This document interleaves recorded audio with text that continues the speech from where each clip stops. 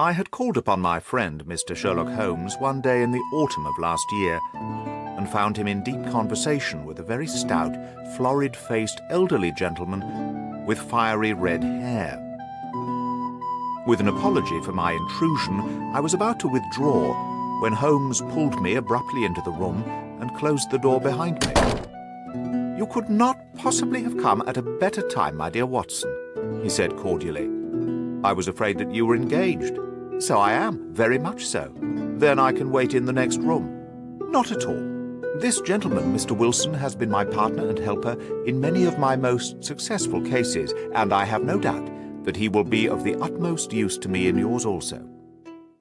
The stout gentleman half rose from his chair and gave a bob of greeting, with a quick little questioning glance from his small, fat-encircled eyes.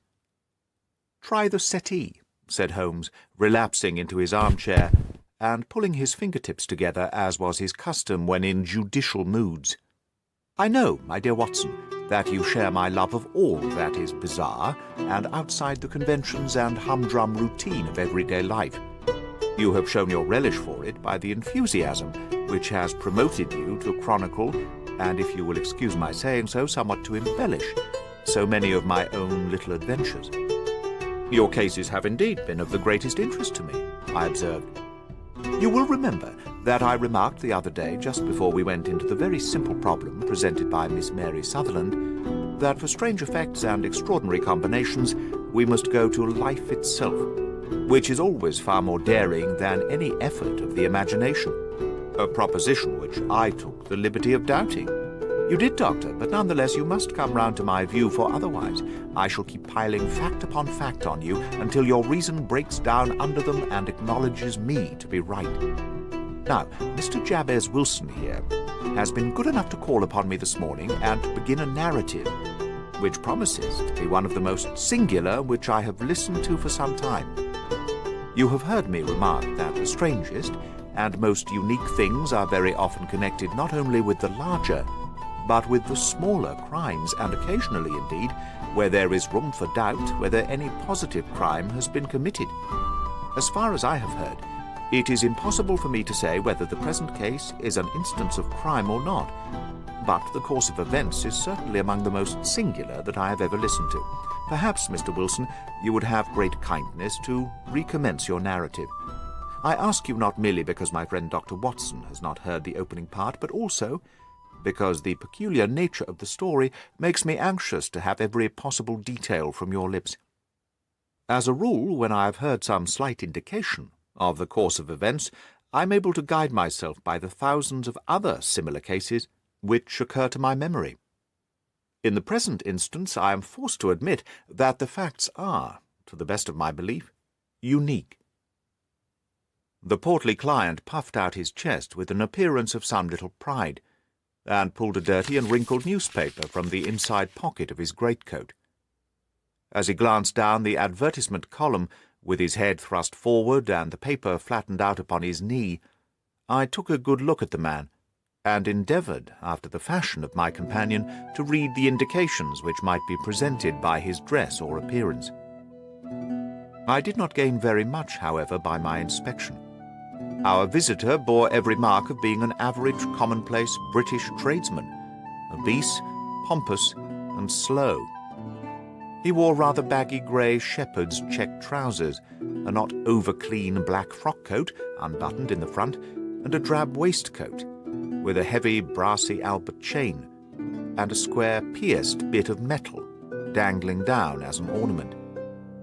A frayed top hat and a faded brown overcoat with a wrinkled velvet collar lay upon a chair beside him. Altogether, look as I would, there was nothing remarkable about the man, save his blazing red head, and the expression of extreme chagrin and discontent upon his features. Sherlock Holmes's quick eye took in my occupation, and he shook his head with a smile as he noticed my questioning glances. Beyond the obvious facts that he has at some time done manual labour, that he takes snuff, that he is a Freemason, that he has been in China, and that he has done a considerable amount of writing lately, I can deduce nothing else. Mr. Jabez Wilson started up in his chair with his forefinger upon the paper, but his eyes upon my companion. "How, in the name of good fortune, did you know all that, Mr. Holmes?" he asked. "How did you know, for example, that I did manual labour? It's as true as gospel, and I began as a ship's carpenter." "Your hands, my dear sir. Your right hand is quite a size larger than your left. You have worked with it, and the muscles are more developed. Well, the snuff, then, and the Freemasonry. I won't insult your intelligence by telling you how I read that, especially as, rather against the strict rules of your order, you use an arc and compass breastpin." "Ah, of course. I forgot that. But the writing. What else can be indicated by that right cuff so very shiny for 5 inches, and the left one with the smooth patch near the elbow where you rest it upon the desk? Well, but China. The fish which you have tattooed immediately above your right wrist could only have been done in China. I have made a small study of tattoo marks, and have even contributed to the literature of the subject. That trick of staining the fish's scales of a delicate pink is quite peculiar to China. When, in addition, I see a Chinese coin hanging from your watch chain, the matter becomes even more simple."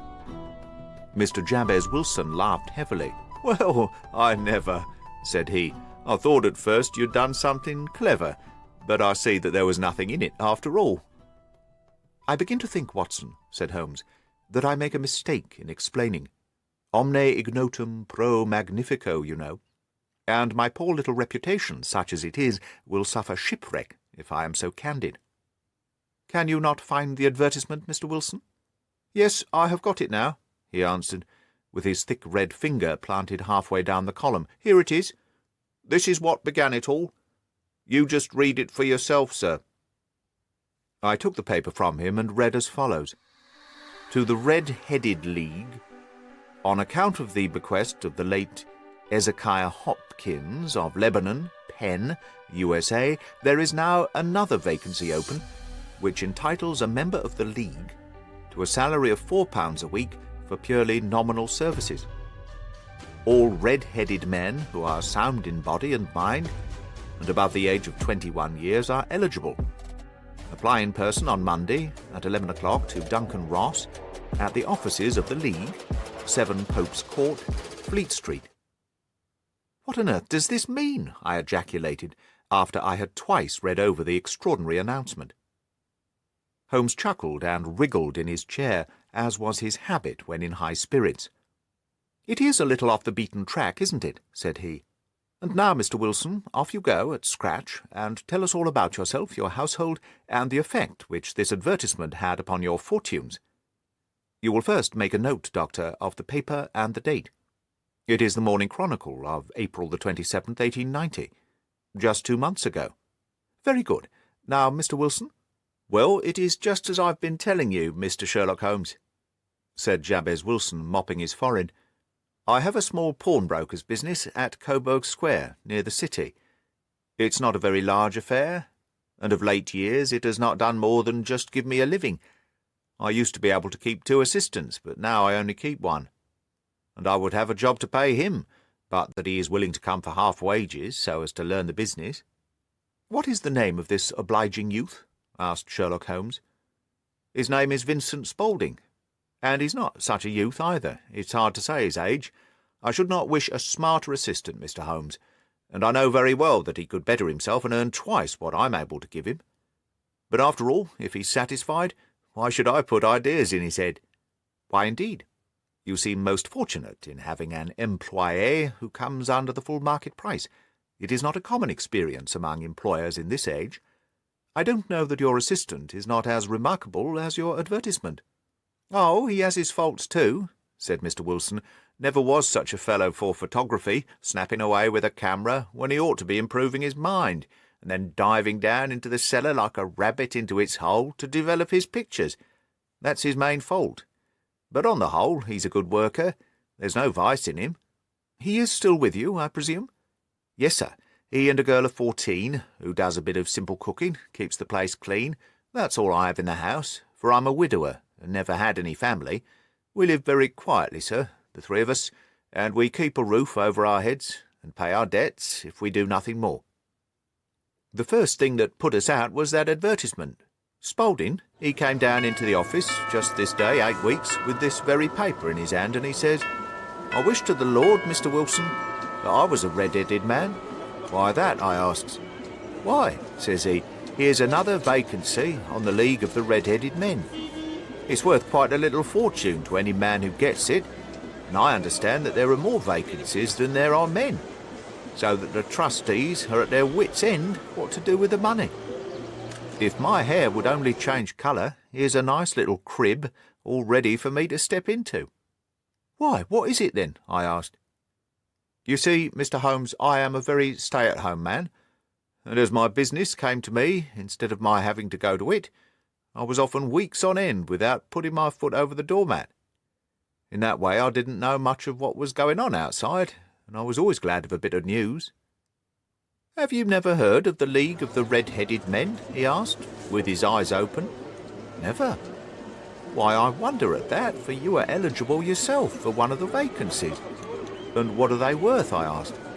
"Oh, merely a couple of hundred a year. But the work is slight, and it need not interfere much with one's other occupations." Well, you can easily think that made me prick up my ears, for the business has not been over good for some years, and an extra couple of hundred would have been very handy. "Tell me all about it," said I. "Well," said he, showing me the advertisement, "you can see for yourself that the League has a vacancy. And there is the address where you should apply for particulars. As far as I can make out, the League was founded by an American millionaire, Hezekiah Hopkins, who was very peculiar in his ways. He was himself red-headed, and he had a great sympathy for all red-headed men.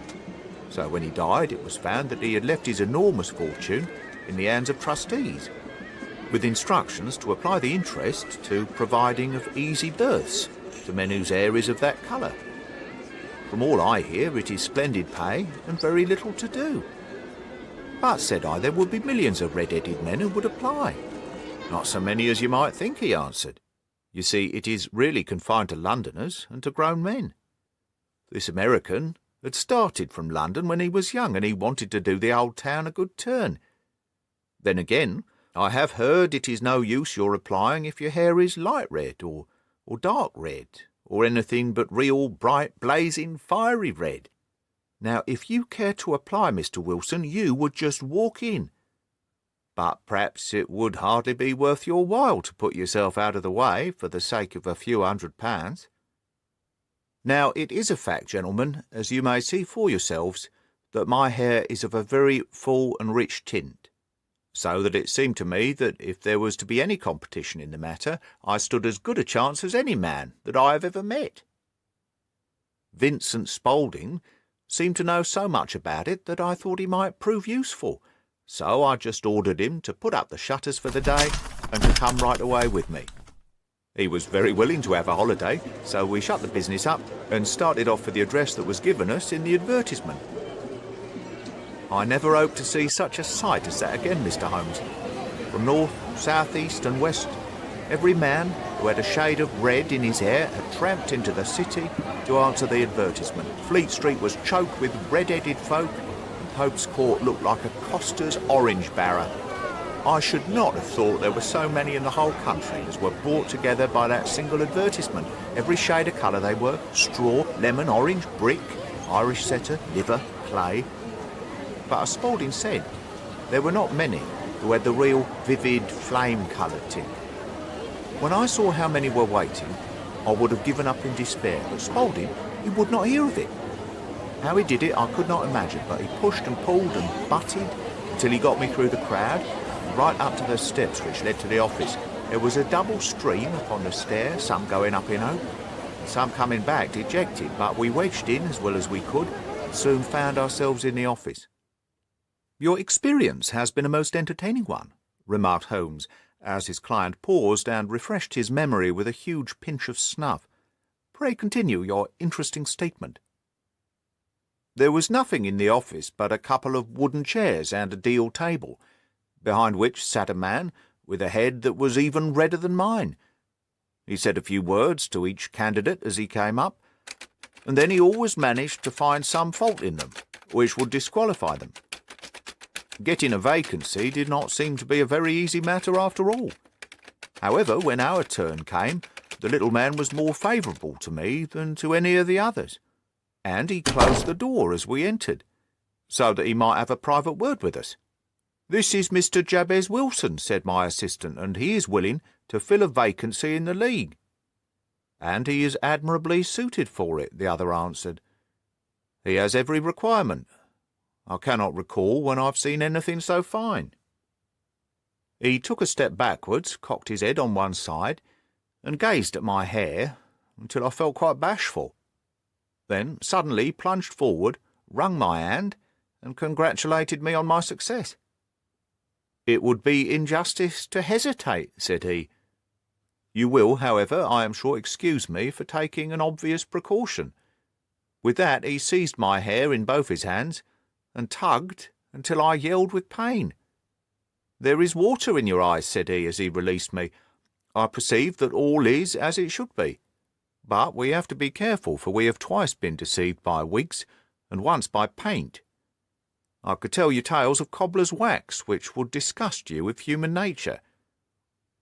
He stepped over to the window and shouted through it at the top of his voice that the vacancy was filled. A groan of disappointment came up from below, and the folk all trooped away in different directions, till there was not a red head to be seen, except my own and that of the manager. "My name," said he, "is Mr. Duncan Ross, and I am myself one of the pensioners upon that fund left by our noble benefactor. Are you a married man, Mr. Wilson? Have you any family?" I answered that I had not. His face fell immediately. "Dear me," he said gravely, "that is very serious indeed. I'm sorry to hear you say that. The fund was, of course, for the propagation and spread of the redheads, as well as for their maintenance. It is exceedingly unfortunate that you should be a bachelor." My face lengthened at this, Mr. Holmes, for I thought that I was not to have the vacancy after all. But after thinking it over for a few minutes, he said that it would be all right. "In the case of another," said he, "the objection might be fatal. But we must stretch a point. In favour of a man with such a head of hair as yours, when shall you be able to enter upon your new duties?" "Well, it is a little awkward, for I have a business already," said I. "Oh, never mind about that, Mr. Wilson," said Vincent Spaulding. "I shall be able to look after that for you." "What would be the hours?" I asked. 10 to 2.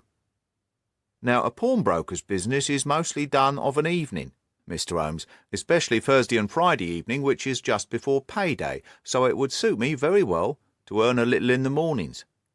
Besides, I knew that my assistant was a good man, and that he would see to anything that turned up. "That would suit me very well," said I. "And the pay?" "Is £4 a week." "And the work?" "Is purely nominal." "What do you call purely nominal?" "Well, you have to be in the office, or at least in the building the whole time. If you leave, you forfeit your whole position for ever. The will is very clear upon that point. You don't comply with the conditions if you budge from the office during that time." "It's only 4 hours a day, and I should not think of leaving," said I. "No excuse will avail," said Mr. Duncan Ross, "neither sickness nor business nor anything else. There you must stay, or you lose your billet." "And the work?" "Is to copy out the Encyclopaedia Britannica.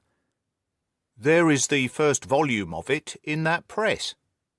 You must find your own ink, pens, and blotting paper, but we provide this table and chair. Will you be ready tomorrow?" "Certainly," I answered. "Then good-bye, Mr. Jabez Wilson, and let me congratulate you once more on the important position which you have been fortunate enough to gain."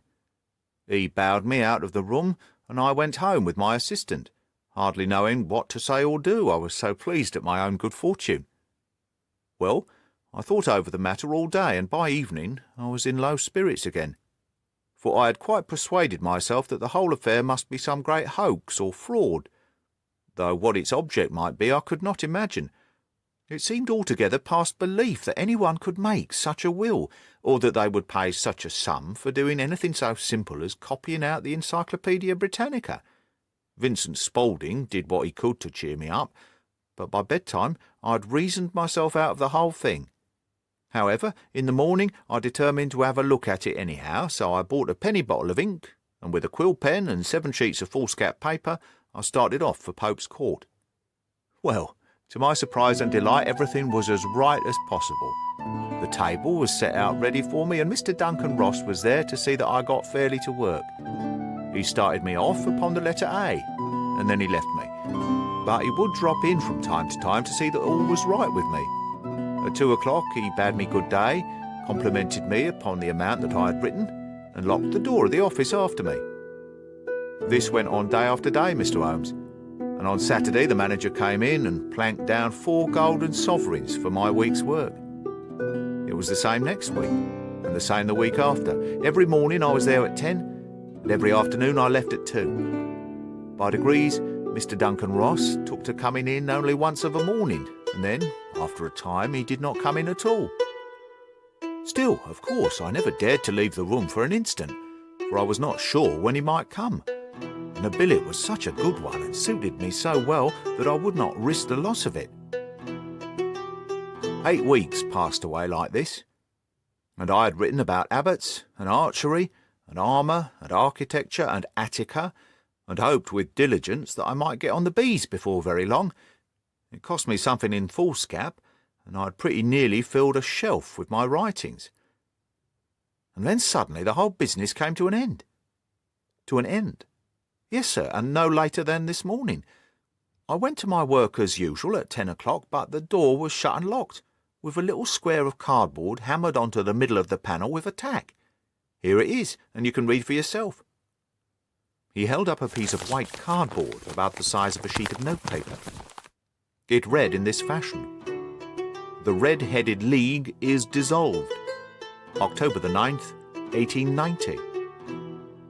Sherlock Holmes and I surveyed this curt announcement, and the rueful face behind it, until the comical side of the affair so completely overtopped every other consideration that we both burst into a roar of laughter.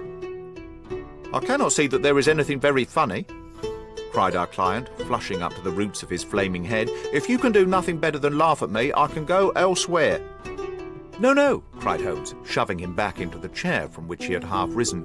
"I really wouldn't miss your case for the world. It is most refreshingly unusual. But there is, if you will excuse me saying so, something just a little funny about it. Pray, what steps did you take when you found the card upon the door?" "I was staggered, sir. I did not know what to do. Then I called at the offices round, but none of them seemed to know anything about it. Finally, I went to the landlord, who is an accountant living on the ground floor, and I asked him if he could tell me what had become of the Red-Headed League. He said that he had never heard of any such body. Then I asked him who Mr. Duncan Ross was. He answered that the name was new to him. "Well," said I, "the gentleman at number 4. "What, the red-headed man?" "Yes." "Oh," said he, "his name was William Morris. He was a solicitor, and was using my room as a temporary convenience until his new premises were ready. He moved out yesterday." "Where could I find him?" "Oh, at his new offices. He did tell me the address. Yes, at 17 King Edward Street, near St. Paul's." I started off, Mr. Holmes, but when I got to that address it was a manufactory of artificial kneecaps, and no one in it had ever heard of either Mr. William Morris or Mr. Duncan Ross. "And what did you do then?" asked Holmes. "I went home to Saxe-Coburg Square, and I took the advice of my assistant, but he could not help me in any way. He could only say that if I waited I should hear by post, but that was not quite good enough, Mr. Holmes. I did not wish to lose such a place without a struggle, so, as I had heard that you were good enough to give advice to poor folk who were in need of it, I came right away to you." "And you did very wisely," said Holmes. "Your case is an exceedingly remarkable one, and I shall be happy to look into it. From what you have told me, I think that it is possible that graver issues hang from it than might at first sight appear." "Grave enough," said Mr. Jabez Wilson. "Why, I have lost £4 a week."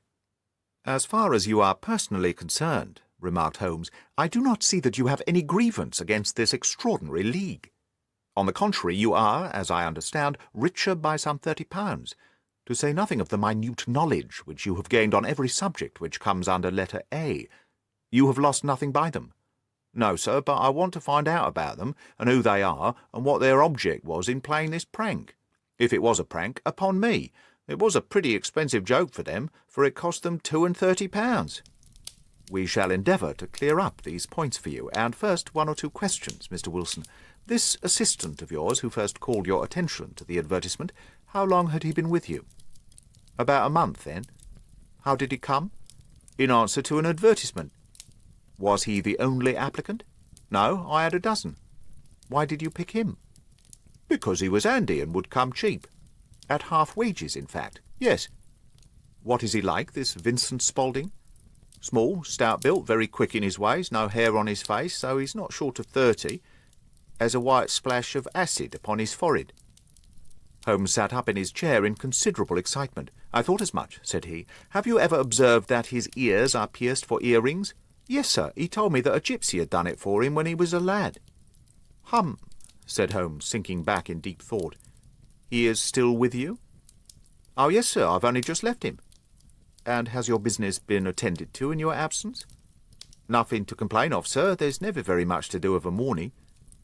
That will do, Mr. Wilson. I shall be happy to give an opinion upon the subject in the course of a day or two. Today is Saturday, and I hope that by Monday we may come to a conclusion. Well, Watson, said Holmes, when our visitor had left us, what do you make of it all? I make nothing of it, I answered frankly. It is a most mysterious business. As a rule, said Holmes, the more bizarre a thing is, the less mysterious it proves to be. It is your commonplace, featureless crimes which are really puzzling, just as a commonplace face is the most difficult to identify. But I must be prompt over this matter. What are you going to do, then? I asked. To smoke, he answered. It is quite a 3-pipe problem, and I beg that you won't speak to me for 50 minutes. He curled himself up in his chair, with his thin knees drawn up to his hawk-like nose, and there he sat, with his eyes closed and his black clay pipe thrusting out like the bill of some strange bird. I had come to the conclusion that he had dropped asleep, and indeed was nodding myself, when he suddenly sprang out of his chair with the gesture of a man who had made up his mind, and put his pipe down upon the mantelpiece. Sarasate plays at the St. James Hall this afternoon, he remarked. What do you think, Watson? Could your patient spare you for a few hours? I have nothing to do today. My practice is never very absorbing. Then put on your hat and come. I'm going through the city first, and we can have some lunch on the way.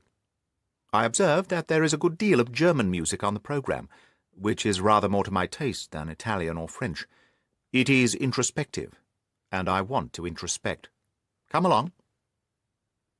We travelled by the Underground as far as Aldersgate, and a short walk took us to Saxe-Coburg Square, the scene of the singular story which we had listened to in the morning.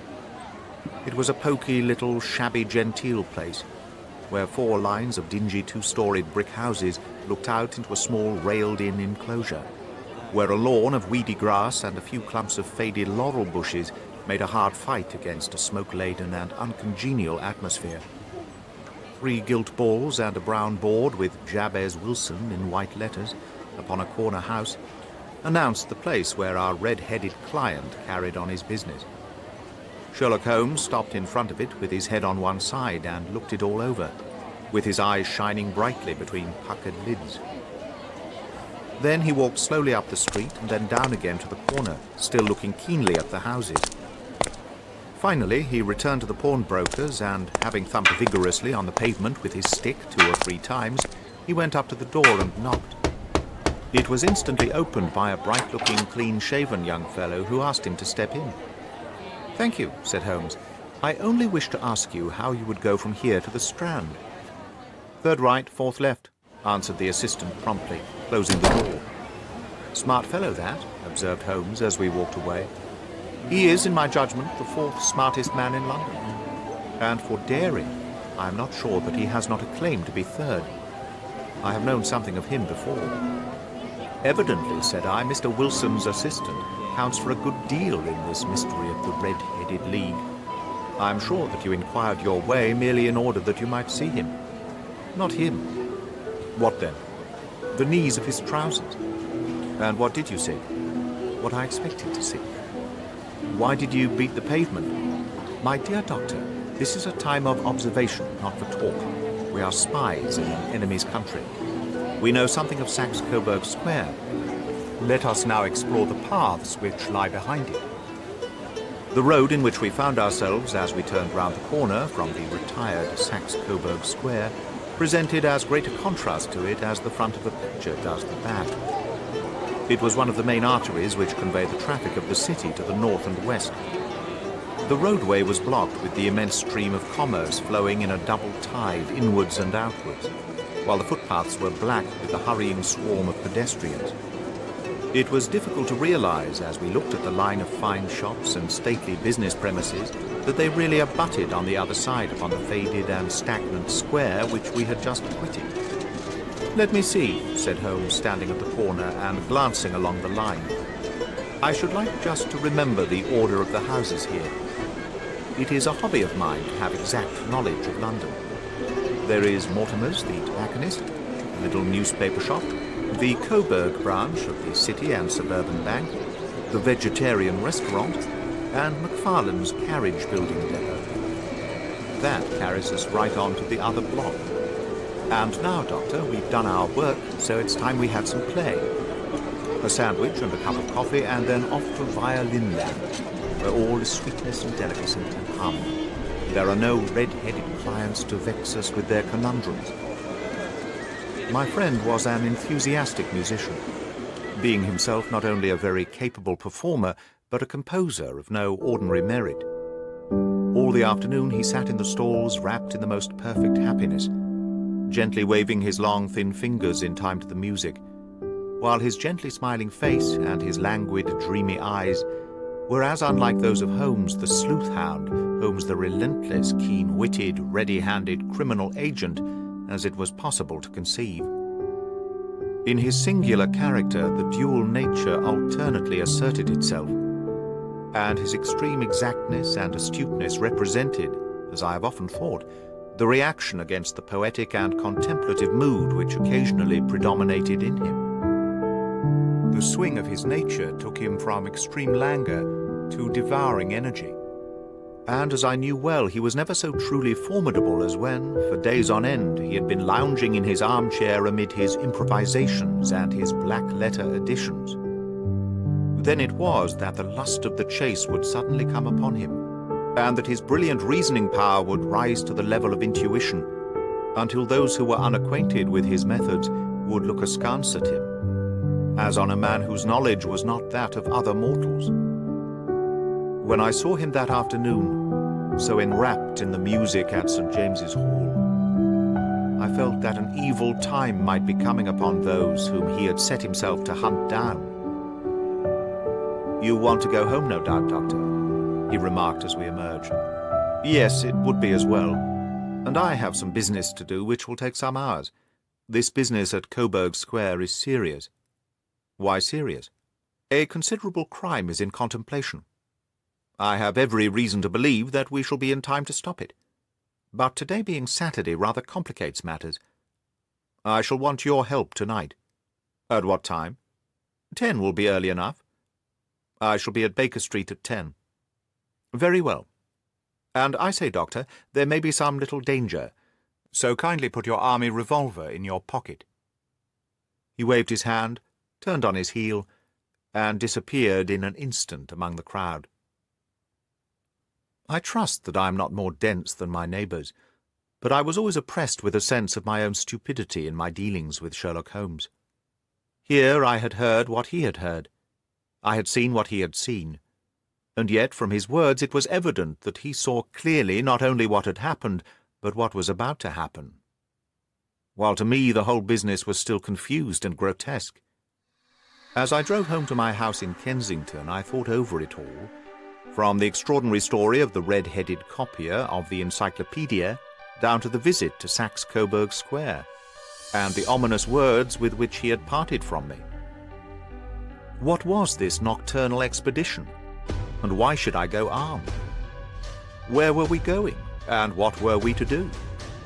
I had the hint from Holmes that this smooth-faced pawnbroker's assistant was a formidable man, a man who might play a deep game. I tried to puzzle it out, but gave up in despair, and set the matter aside until night should bring an explanation. It was 9:15 when I started from home and made my way across the park and so through Oxford Street to Baker Street.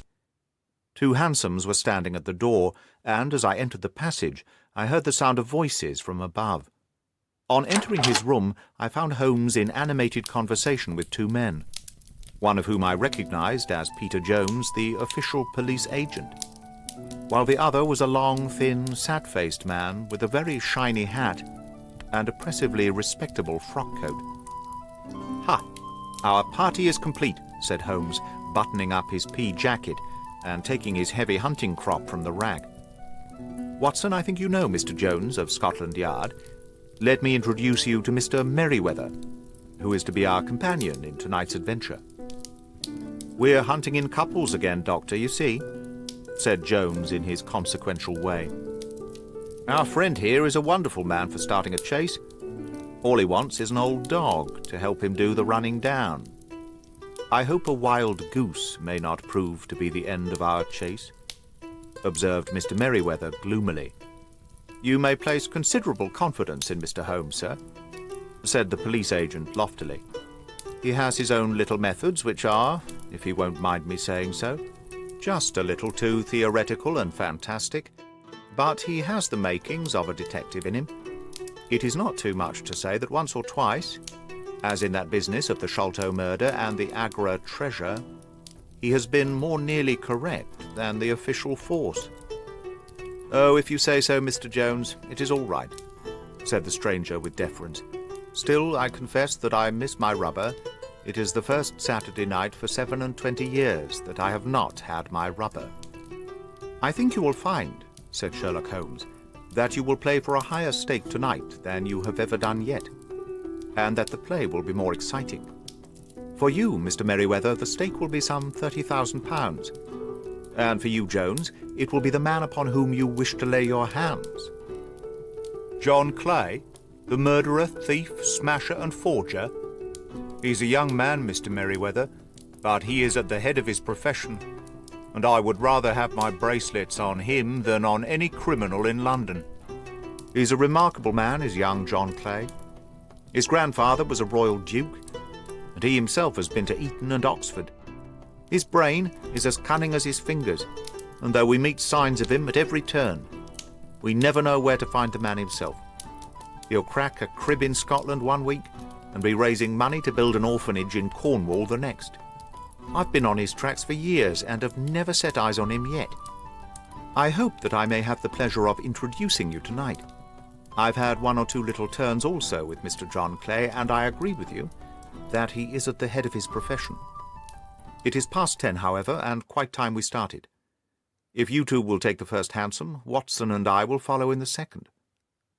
Sherlock Holmes was not very communicative during the long drive, and lay back in the cab humming the tunes which we had heard in the afternoon.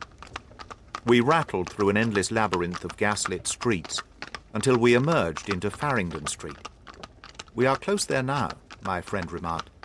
"This fellow Merryweather is a bank director and personally interested in the matter. I thought it as well to have Jones with us also. He's not a bad fellow, though an absolute imbecile in his profession. He has one positive virtue. He is as brave as a bulldog and as tenacious as a lobster if he gets his claws upon anyone. Here we are, and they are waiting for us." We had reached the same crowded thoroughfare in which we had found ourselves in the morning. Our cabs were dismissed, and following the guidance of Mr. Merryweather, we passed down a narrow passage and through a side door which he opened for us. Within there was a small corridor which ended in a very massive iron gate. This also was opened and led down a flight of winding stone steps, which terminated at another formidable gate. Mr. Merryweather stopped to light a lantern, and then conducted us down a dark, earth-smelling passage, and so, after opening a third door, into a huge vault or cellar, which was piled all round with crates and massive boxes. "You are not very vulnerable from above," Holmes remarked, as he held up the lantern and gazed about him. "Nor from below," said Mr. Merryweather, striking his stick upon the flags which lined the floor. "Why, dear me, it sounds quite hollow," he remarked, looking up in surprise. "I must really ask you to be a little more quiet," said Holmes severely. "You have already imperilled the whole success of our expedition. Might I beg that you would have the goodness to sit down upon one of those boxes, and not to interfere?" The solemn Mr. Merryweather perched himself upon a crate, with a very injured expression upon his face, while Holmes fell upon his knees upon the floor, and, with the lantern and a magnifying glass, began to examine minutely the cracks between the stones. A few seconds later sufficed to satisfy him, for he sprang to his feet again and put his glass in his pocket. "We have at least an hour before us," he remarked, "for they can hardly take any steps until the good pawnbroker is safely in bed. Then they will not lose a minute, for the sooner they do their work, the longer time they will have for their escape. We are at present, Doctor, as no doubt you have divined, in the cellar of the City branch of one of the principal London banks. Mr. Merryweather is the chairman of directors, and he will explain to you that there are reasons why the more daring criminals of London should take a considerable interest in this cellar at present." "It is our French gold," whispered the director. "We have had several warnings that an attempt might be made upon it." "Your French gold?" "Yes. We had occasion some months ago to strengthen our resources, and borrowed, for that purpose, 30,000 Napoleons from the Bank of France. It has become known that we have never had occasion to unpack the money, and that it is still lying in our cellar.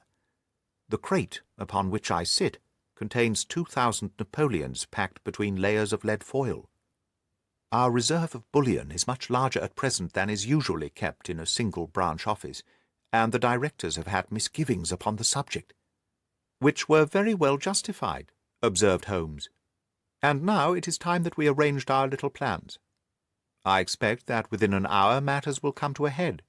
In the meantime, Mr. Merryweather, we must put the screen over that dark lantern." "And sit in the dark?" "I'm afraid so.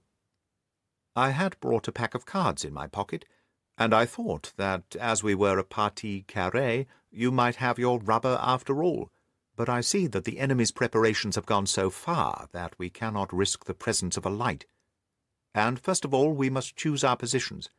These are daring men, and though we shall take them at a disadvantage, they may do us some harm, unless we are careful. I shall stand behind this crate, and do you conceal yourself behind those. Then, when I flash a light upon them, close in swiftly. If they fire, Watson, have no compunction about shooting them down." I placed my revolver cocked upon the top of the wooden case behind which I crouched. Holmes shot the slide across the front of his lantern, and left us in pitch darkness. Such an absolute darkness as I have never before experienced. The smell of hot metal remained, to assure us that the light was still there, ready to flash out at a moment's notice. To me, with my nerves worked up to a pitch of expectancy, there was something depressing and subduing in the sudden gloom, and in the cold, dank air of the vault. "They have but one retreat," whispered Holmes. "That is back through the house into Saxe-Coburg Square. I hope that you have done what I asked you, Jones." "I have an inspector and 2 officers waiting at the front door." "Then we have stopped all the holes, and now we must be silent and wait." What a time it seemed! From comparing notes afterwards, it was but an hour and a quarter. Yet it appeared to me that the night must have almost gone, and the dawn be breaking above us. My limbs were weary and stiff, for I feared to change my position. Yet my nerves were worked up to the highest pitch of tension, and my hearing was so acute that I could not only hear the gentle breathing of my companions, but I could distinguish the deeper, heavier in-breath of the bulky Jones from the thin, sighing note of the bank director. From my position I could look over the case in the direction of the floor. Suddenly my eyes caught the glint of a light. At first it was but a lurid spark upon the stone pavement. Then it lengthened out until it became a yellow line, and then, without any warning or sound, a gash seemed to open, and a hand appeared, a white, almost womanly hand, which felt about in the centre of the little area of light. For a moment or more the hand, with its writhing fingers, protruded out of the floor. Then it was withdrawn as suddenly as it appeared, and all was dark again save the single lurid spark, which marked a chink between the stones. Its disappearance, however, was but momentary. With a rending, tearing sound, one of the broad white stones turned over upon its side and left a square gaping hole, through which streamed the light of a lantern.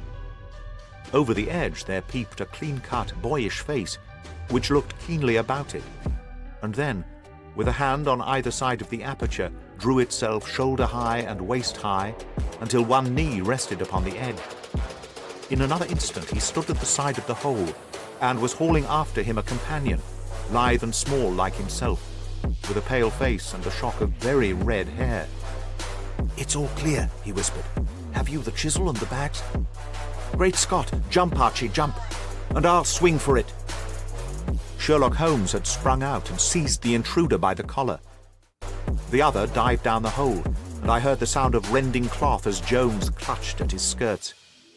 The light flashed upon the barrel of a revolver, but Holmes's hunting crop came down on the man's wrist, and the pistol clinked upon the stone floor. "It's no use, John Clay," said Holmes blandly. "You have no chance at all." "So I see," the other answered with the utmost coolness. "I fancy that my pal is all right, though I see that you have got his coat-tails." "There are 3 men waiting for him at the door," said Holmes. "Oh, indeed. You seem to have done the thing very completely. I must compliment you." "And I you," Holmes answered. "Your red-headed idea was very new and effective." "You'll see your pal again presently," said Jones. "He's quicker at climbing down holes than I am. Just hold out while I fix the derbies." "I beg that you will not touch me with your filthy hands," remarked our prisoner, as the handcuffs clattered upon his wrists. "You may not be aware that I have royal blood in my veins. Have the goodness also, when you address me, always to say sir and please." "All right," said Jones, with a stare and a snigger. "Well, would you please, sir, march upstairs, where we can get a cab to carry your highness to the police station?" "That is better," said John Clay serenely. He made a sweeping bow to the 3 of us, and walked quietly off in the custody of the detective. "Really, Mr. Holmes," said Mr. Merryweather, as we followed them from the cellar, "I do not know how the bank can thank you or repay you. There is no doubt that you have detected and defeated in the most complete manner one of the most determined attempts at bank robbery that have ever come within my experience. I have had 1 or 2 little scores of my own to settle with Mr. John Clay," said Holmes. "I have been at some small expense over this matter, which I shall expect the bank to refund. But beyond that, I am amply repaid by having had an experience which is in many ways unique, and by hearing the very remarkable narrative of the Red-Headed League. You see, Watson," he explained in the early hours of the morning, as we sat over a glass of whisky and soda in Baker Street, "it was perfectly obvious from the first that the only possible object of this rather fantastic business of the advertisement of the League and the copying of the encyclopedia must be to get this not over-bright pawnbroker out of the way for a number of hours every day. It was a curious way of managing it, but really it would be difficult to suggest a better. The method was no doubt suggested to Clay's ingenious mind by the colour of his accomplice's hair. The £4 a week was a lure which must draw him, and what was it to them, who were playing for thousands? They put in the advertisement. One rogue has the temporary office, the other rogue incites the man to apply for it, and together they managed to secure his absence every morning in the week. From the time that I heard of the assistant having come for half wages, it was obvious to me that he had some strong motive for securing the situation. But how could you guess what the motive was? Had there been women in the house, I should have suspected a mere vulgar intrigue. That, however, was out of the question. The man's business was a small one, and there was nothing in his house which could account for such elaborate preparations and such an expenditure as they were at. It must then be something out of the house. What could it be? I thought of the assistant's fondness for photography and his trick of vanishing into the cellar. The cellar! There was the end of this tangled clue. Then I made inquiries as to this mysterious assistant, and found that I had to deal with one of the coolest and most daring criminals in London. He was doing something in the cellar, something which took many hours a day for months on end. What could it be, once more? I could think of nothing, save that he was running a tunnel to some other building. So far I had got, when we went to visit the scene of action. I surprised you by beating upon the pavement with my stick. I was ascertaining whether the cellar stretched out in front or behind. It was not in front. Then I rang the bell, and, as I hoped, the assistant answered it. We have had some skirmishes, but we had never set eyes on each other before. I hardly looked at his face. His knees were what I wished to see. You must yourself have remarked how worn, wrinkled, and stained they were. They spoke of those hours of burrowing. The only remaining point was what they were burrowing for. I walked round the corner, saw that the City and Suburban Bank abutted on our friend's premises, and felt that I had solved my problem.